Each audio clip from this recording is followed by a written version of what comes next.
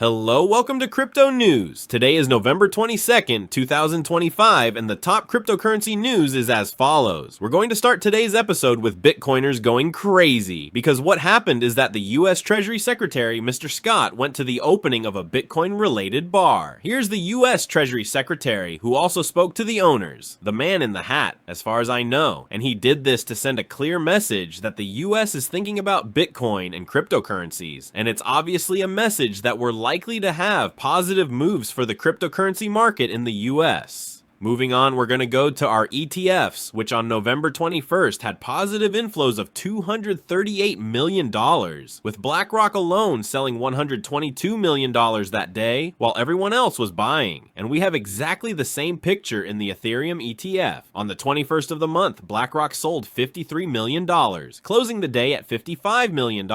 Continuing, I will tell you that in terms of our ETFs, BlackRock has outflows of $2.47 billion in November alone, and total ETF outflows have broken the record of $3.79 billion. So right now, we have very large ETF outflows, and to close with our ETFs, I will tell you that an ETF for Dogecoin and XRP, Grayscale ETFs, will be launched on Monday, so we will see what moves they make. Moving on now to ARK Invest, Ms. Cathie Wood continues to buy stocks related to the cryptocurrency market, and she bought shares of Coinbase, Bitmine, and Circle after everything is collapsing now.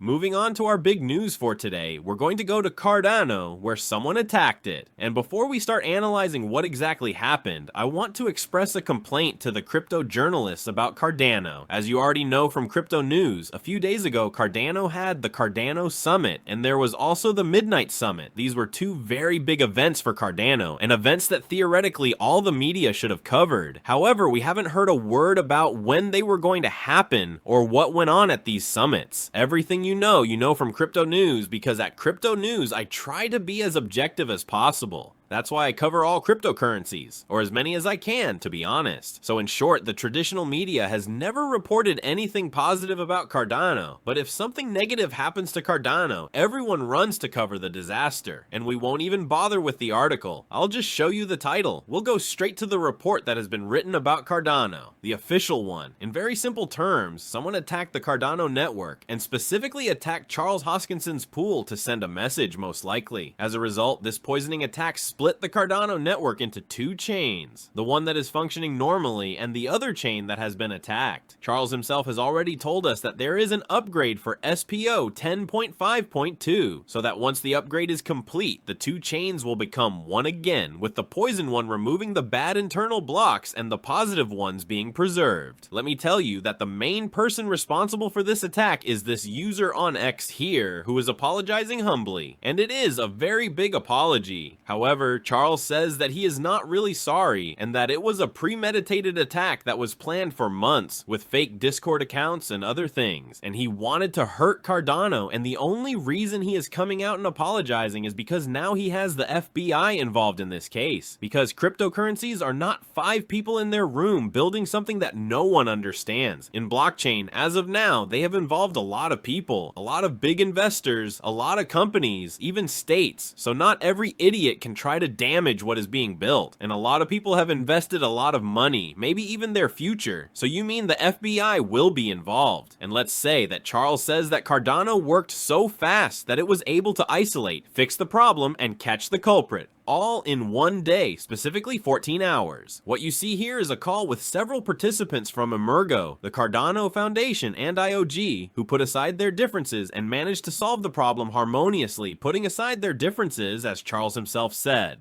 So the day ended with a victory for Cardano. He celebrates with a cigar. And one detail that I forgot to mention is that throughout this attack, Cardano as an autonomous network never collapsed. It continued to operate normally. There were only 2 networks, one good and one bad, internally. But as we said, not even in 24 hours had everything been fixed, because it is built to withstand such attacks. Let's say now that everything I told you will be even better in this video of Charles below in the description, which you can watch if you want, as he explains what has happened in more detail for those interested. While Charles is in England, and specifically in London, we learn from Live London that Charles predicts that Bitcoin will reach $250,000 by the end of 2026, so we have a price prediction. And speaking of prices, let's go to our favorite cryptocurrency market with Bitcoin at $84,000, with the price reaching $80,000, resulting in liquidity that reached $2.2 billion, with additional players who were very loyal to Bitcoin abandoning it, as I have said since the previous episode. Today we have the author of Rich Dad, Poor Dad, Mr. Robert, who told us that he sold his Bitcoins near the current price of Bitcoin, after he had said in November that Bitcoin would reach $250,000 by 2026, please. Below I will have the message with what exactly he did for you if you want to read it. And after that, it's time to look at some positive and negative news about the price of Bitcoin. And I will start with the negative. The negative news is that the so-called death cross has been confirmed. The death cross in technical analysis is when the green line, which is the 50 EMA, the price slid below the red line, which is the 200 EMA. This is called a death cross in technical analysis, and sometimes it means that the market is going to be bearish. And as you can see from previous years, we had a lot of red candles then. And that's the bad news. The good news comes from Japan, for starters, which has identified a $110 billion market stimulus package. And that's why it's very good for the economy. Add that to 2026, which will reduce taxes on crypto from 55% to 20%, and you can see that a lot of money can be moved into the crypto market. But the immediate best comes from New York Fed President William, who said he expects the central bank to cut its key interest rate from now on, as the weakness in the labor market is a bigger threat than higher inflation. With this news alone, the US interest rate outlook has changed, and we have a 71% chance of seeing a rate cut in 18 days. Let's say we have 18 days, so a lot can change again, but for now, we have positive signs for US interest rates. That wraps up the top news for crypto today, November 22nd, 2025. I'd like to remind you that the content you just watched is created for educational purposes only, and should not be considered as investment advice, but rather as investment opinion. Please subscribe to the channel, leave a like, and feel free to comment. Take care, everyone, and have a good day.